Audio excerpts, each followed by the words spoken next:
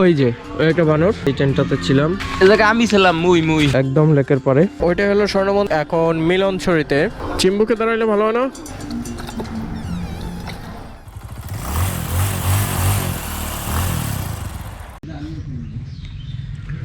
Good morning from Kaptai. আর এখন আমি আমার টেন্টের ভেতরে আছি। এই যে ব্যাগগুলো দেখতেছেন, পিয়াল ভাইয়ের হেলমেট, মুন্না ভাইয়ের হেলমেট, আমার রাইডিং জ্যাকেট প্লাস হেলমেট আর ব্যাকপ্যাক। তো দেখি সকালবেলার ভিউটা কেমন। Wow wow wow. Good morning ভাই, good morning. Hi, how are you? Hi friends. Hi friends. Hi Ripon ভাই, কেমন আছেন? ভালো আছে ভাই, ভালো আছেন? ওকে রিপন ভাই। ও আপনার গার্লফ্রেন্ড ঘুমাইতে পারছে ভালো করে? তো বন্ধুরা, আমরা রাত্রে এই ট্রেনটাতে ছিলাম। আর এইটাতে ছিল মিস্টার আকিবুর রহমান। তিনি মনে হয় ঘুমায় ঘুমায় ব্লগ করছে, এরকম অবস্থা। আমাদের আরো একটা ট্রেন ছিল, নিয়াজ ভাই, কৌশিক দা, এরা সবাই ছিল এই ট্রেনটায়। একটু ভিতরে অবস্থা দেখাচ্ছি। এই জায়গায় আমি ছিলাম মুই আপনি ছিলেন ভাই? টেন্টের ভেতরে এইরকম যদি একটা জলহস্তি থাকে, তাহলে টেন্টের অবস্থা কিরকম আর থাকতে পারে? ওই তো অসুবিধা হইছিল। এই দেখেন, চারজনের একটা টেন্টে এইরকম একলা যদি বসে থাকে। আরে বান্দরটা দেখা গেল। ওই যে ওই আকিব, ওই যে মিস্টার আকিব। ও বাই দ্য ওয়ে, আমাদের সকালবেলার ভিউ দেখেন। এই হলো কাপ্তাই লেক। তো ওই যে ওই একটা বানর, ওই একটা ভাই, অনেকগুলো বানর, ওই একটা। আমরা একটু নিচে যাই। তো যাই এটা নিচে, দেখি লেকের পারে কি অবস্থা।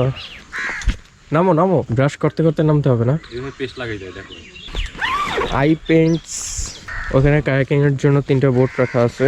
আজকে আর আমাদের কায়াকিং করা হবে না, কারণ আমরা এখনই থানচির উদ্দেশ্যে রওনা দিব। কারণ এখন যদি আমরা থানচির উদ্দেশ্যে রওনা না দেই, সেক্ষেত্রে আমাদের অনেক লেট হয়ে যাবে। তো একদম লেকের পরে দেখতে পাচ্ছেন সকালবেলার ভিডিও কত সুন্দর।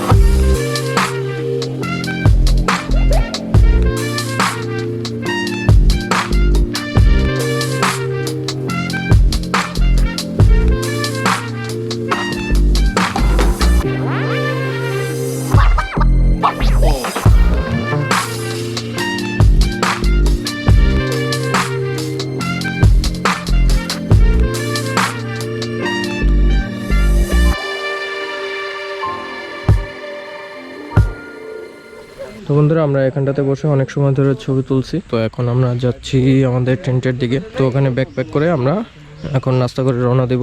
ও কত সুন্দর দৃশ্য দেখেন। হ্যাঁ মুন্না ভাই, রেডি রেডি রেডি ভাই মুই রেডি। রেডি? হ্যাঁ মুই রেডি ভাই। এই সাইকেলে? হ্যাঁ। তো আমাদের বাইকগুলো হলো ওই যে ওখানে সব সাজানো আছে।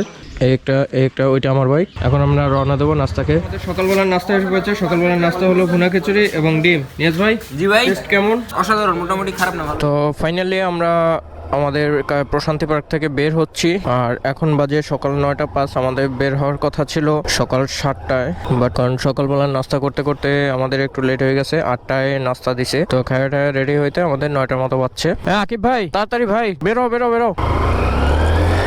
তো আমরা প্রশান্তি পার্ক ত্যাগ করতেছি। গতকালকে রাতটা বেশ ভালো কাটছে। আমরা রাত্রে ক্যাম্পেইন করছি, প্লাস বারবিকিউ করছি, এবং রাত্রে খুব সুন্দর গান বাজনা হলো।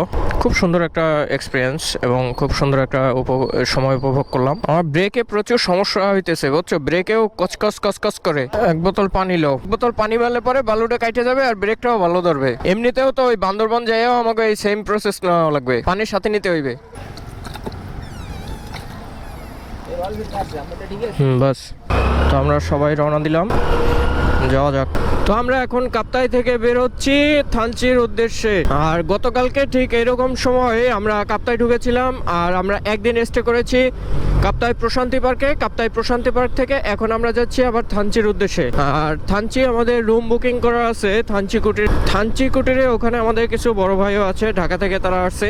ওয়েদারের ব্যাপারে যদি বলি, ওয়েদার বেশ ভালো। আপনারা দেখতেই পাচ্ছেন যে সাইডে খুব সুন্দর একটা ভিউ, আর রাস্তা ওভারঅল জোস। আর গতকালকে সব থেকে বেশি প্যারা খাইছি আমি আসলে আমার ব্যাটারি গুলো চার্জ করতে। ওখানে জাস্ট চার্জিং পোর্ট ছিল 3-4টার মতো, বাট লোক ছিল কম হলেও 30টার উপরে। সব কিছু মিলে একটা হেজেবেজে অবস্থা হয়েছে। তো যাই।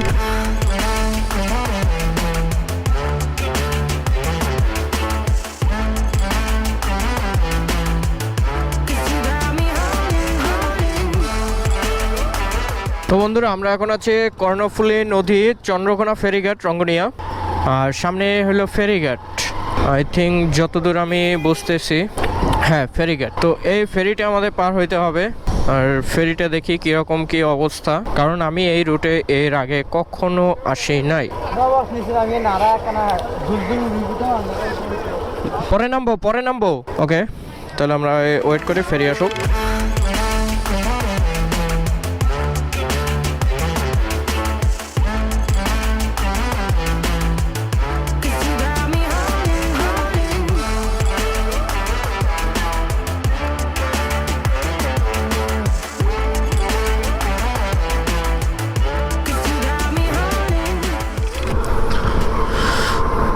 তো এখন বাজে 10:43 আর আমরা রওনা দিয়েছি 9:10-এ।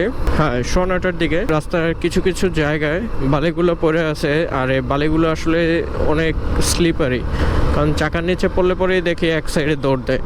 এরকম ছোট ছোট কর্নারিংগুলো, আর এইভাবে সামনে পাহাড়, বায়ে পাহাড়, ডানে খাদ, তো সব মিলে একটা অন্যরকম অনুভূতি, অন্যরকম ভালো লাগা কাজ করতেছে। সিরিয়াসলি অনেক ভালো লাগতেছে। আর ভাইজর কি বলবো, ভাইজর তো ধুলায় একেবারে ধুলাময় হয়ে গেছে, কারণ একটু আগে রাস্তা খারাপ ছিল, ওখানে রাস্তার কাজ চলতেছিল, তো সেই ধুলাগুলো সব ভাইজরের উপরে, আর তার উপরে সূর্যের আলো যায় পরে একদম সাদা হয়ে যায়। বান্দরবান আর মাত্র 12 কিলোমিটার, খুব বেশি একটা দূরে না, বাট এই পাহাড়ের 12 কিলোমিটার অনেক। আমরা স্বর্ণ মন্দির দেখতে পাচ্ছি, ওই যে পাহাড়টার উপরে দেখতে পাচ্ছেন, ওইটা হলো স্বর্ণ মন্দির। আমরা এখান থেকে আবার ইউটার্ন নিয়ে তারপর ওইটা উঠবো। পাহাড়ের চূড়ায় মন্দিরটা, ওয়াও সো নাইস। এখান থেকে বামে, ও মাই গড, বাট আনফরচুনেটলি আমরা যেতে পারতেছি, এটা নাকি 10 মাস ধরে বন্ধ, তো আমাদের ব্যাড লাক। বন্ধ। দিদি এটা খুলবে কবে, এরকম কোনো কিছু আছে? কখন খুলবে সে ধরনের কোনো কিছু বলা নাই। তো আমরা এখন ইউটার্ন নিয়ে আবার বান্দরবানের পথে। কি ব্লগার, কি অবস্থা? আমরা এই যে স্বর্ণ মন্দির আসে, যে স্বর্ণ মন্দির ঢুকতে পারলাম না, এটা কি ভাই, এটা কোনো মানে? আর একটা জিনিস কি জানো, তোমার জন্য একটা সারপ্রাইজ আছে। কি সারপ্রাইজ জানো? সারপ্রাইজ হলো তোমার আর ভাবির কোথায় আসা দরকার জানো? প্রথমে ওই যে ওই দেখতে পাইতেছো, ওই যে cafe face to face. What? Seriously, face to face? Cafe face to face. Just. আমরা রাইড করতে করতে এখন মিলনছড়িতে, আর এখানে আমরা খুব বেশি একটা স্টে করবো না, এই যে চেকপোস্ট মিলনছড়ি। ও আর ছবি ভাই, যে রাস্তা। তো বন্ধুরা আমরা এখন আছি মিলনছড়ির সামনে, দেখতে পাইতেছেন অনেক সুন্দর একটা ভিউ, প্লাস ধোঁয়াশা কুয়াশা একটা ফিল, মানে সিরিয়াসলি অসাম। আর এইখানে একটা পুলিশ চেকপোস্ট আছে, আর এটা হলো মিলনছড়ি, আর এইদিকে যায় হলো আপনার থানচি। তো আমরা বান্দরবান শহর থেকে অলরেডি বেরিয়ে পড়েছি, তো বাইকের চেইন টাইট দেওয়ার পরে এখন আমরা মিলনছড়িতে একটু সময়, মানে একটু 2-4টা ছবি তুলে তারপর আবার থানচির উদ্দেশ্যে রওনা। তো থানচি যাওয়ার আগে আমরা নীলাচল এবং নীলগিরি দুইটা জায়গায় আমাদের ঢোকার ইচ্ছা আছে, সো দেখা যাক। ওকে।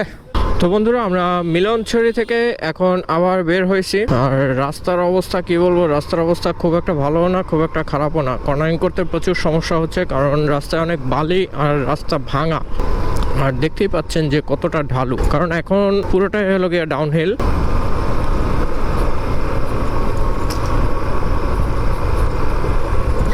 Nilgiri 41 kilometre, Ruma 39 kilometre.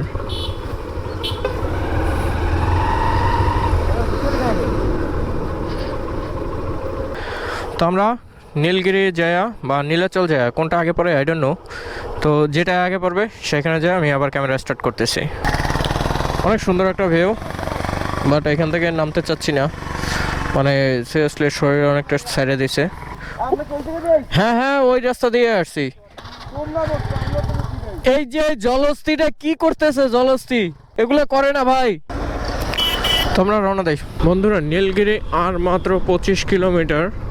এখন প্রচণ্ড ঠান্ডা করে লাগতেছে, আমি জানি না আমার ভয়েস শুনে আপনারা বুঝতে পারতেছেন কিনা, মানে প্রচণ্ড ঠান্ডা লাগতেছে। আমার অলরেডি ঠান্ডা লাগিয়ে গেছে, কারণ এতখানি উপরে রোদের তাপের থেকে ঠান্ডাটা বেশি। তো আমরা এখানে একটা বিরতি দিব, চিম্বুকে দাঁড়াইলে ভালো হয় না? বেশি সুন্দর। তা চিম্বুকে চলো।